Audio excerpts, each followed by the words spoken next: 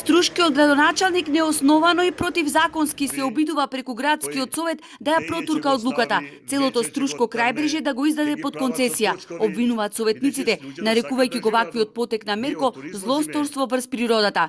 Станува збор велат за 37 плажи кои Мерко планира да ги издаде со донесување на одлука за давање под краткотраен закуп на плажите.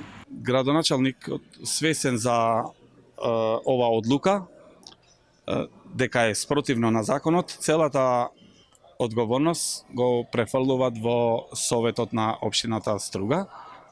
Советот не е надлежен за ваква одлука, бидејќи ова е спротив законот за градежно земјиште.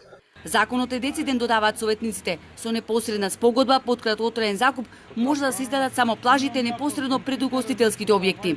Како советничка група на ВМРО ДПМНЕ нема да поддржиме таквата одлука, затоа што имаме сознанија, како што кажавте, дека под закуп ќе се дава буквално целото крајбрежје на Охридското езеро, што вклучува вкупно 37 плажи. Со што имајќи ја во предвид досегашната пракса на толерирање дивоградби и узурпација на плажите, може да представува природна катастрофа. Затоа ние со ниту еден потек нема да поддржиме одлука која ќе го доведе во прашање културното и природното наследство што го има Струга. И покрај силните притисоци и едногласниот стап на струшките советници, не стигнуваат реакциите и на екологистите. Дали велат сте свесни дека ова ги предизвикува сите правни норми и секој човечки принцип? Мерко пак ладен, вели дека реагирале оние кои не му сакале добро на Струга. Отворено каже дека планот ќе го протурка, оти бил во интерес на туристичкиот развој. Што мислите вие ова работа? Како сакате да не? Зошто го правите Охрид, бе? Зошто го направивте во Охрид?